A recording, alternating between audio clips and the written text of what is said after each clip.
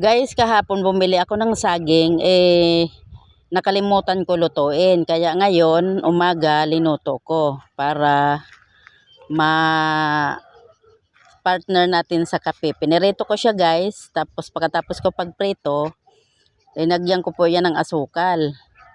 Sayang nga yung mga ko, hindi na nakakain ng saging. Kasi sa sobrang bese, nakalimutan ko na lutuin.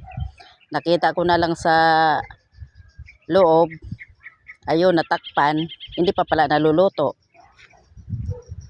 Kaya ayan, lulutuin na lang natin para makain. Magpapasalamat nga pala ako kahapon sa mga aking bisita, kay Pastor, kay Sister Shine, kay Mari, Merna, at sa mga kasama niya. Maraming salamat sa inyo sa pagpunta, at nagpapasalamat din ako sa aking mga anak dahil nag-effort doon sa sa money cake daw yon. Hindi ko naman inaasahan yon.